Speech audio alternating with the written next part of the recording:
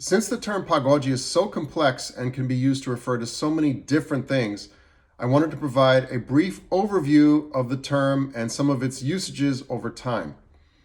The Portuguese term pagode literally means fun or merrymaking, and in the samba world of Rio de Janeiro, it originally referred to and still refers to a traditional gathering of samba musicians to play and sing samba.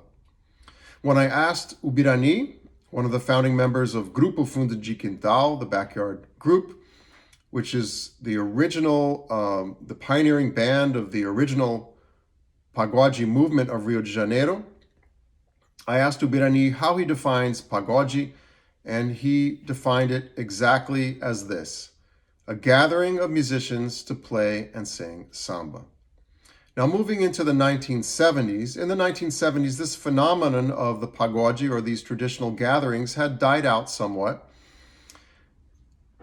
And in the mid-1970s, they started to reemerge, starting with the pagode gathering at the Cacique de Ramos, the headquarters of the Cacique de Ramos Carnival Bloco, or street carnival group, based in a northern suburb of Rio, Ramos. And at this pagode gathering at the Cacique de Ramos, starting in 1974, a cohort of samba composers and musicians started to compose their own sambas and play samba with a slightly modified instrumentation that included the repique de mão, created by Ubirani, the tantan, which was adapted and introduced into the samba by Sereno, and the Brazilian banjo, or banjo, which was created by Almir Guineto. And all of these musicians were members of what would become Grupo Fundo de Quintal, the backyard group, which emerged out of the Cacique de Ramos. Now, this kind of samba from the Cacique de Ramos had its own flavor and its own style. Aside from a modified instrumentation, it had other characteristics. It was very much rooted in the samba tradition, borrowing from local forms of the samba, such as Partido Alto, Samba de Terreiro, Samba de Roda. Partido Alto and Samba de Roda originally came from Bahia, but they were adapted into the samba culture of Rio. And so the original pagode samba movement made use of these and really drew a lot of inspiration from some of these diverse forms of the samba that were present in Rio.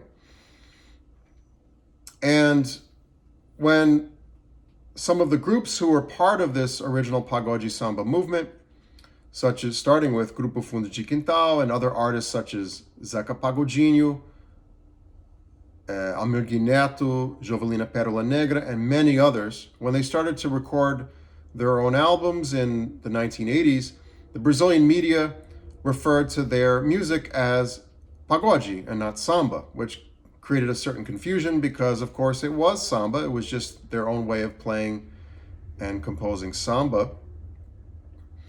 But the Brazilian media called it pagode, and leading many people to believe that this was a new genre of music, which of course it wasn't. It was just another form of the samba. Now, moving ahead into the late 1980s, early 1990s, a more romantic pop kind of samba emerged in Rio de Janeiro and Sao Paulo.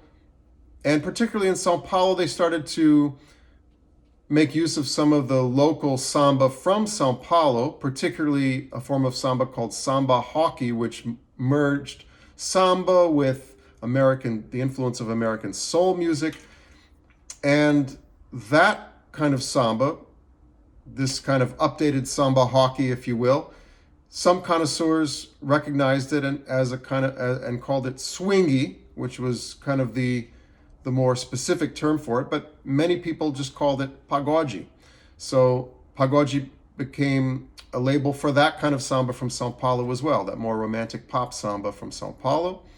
And then in the mid-1990s in Salvador, Bahia, they started to adapt and update some of the local forms of samba from there, including the samba de roda, samba duro, and this new form of kind of pop samba from Bahia also was labeled pagode, and so forth and so on, up to the present day when you have many different usages of the term pagode. So keep in mind that when you hear the term pagode, it can mean many different things to many different people. So pay attention to who is using the term, what they're using it for, and the context in which they're using it.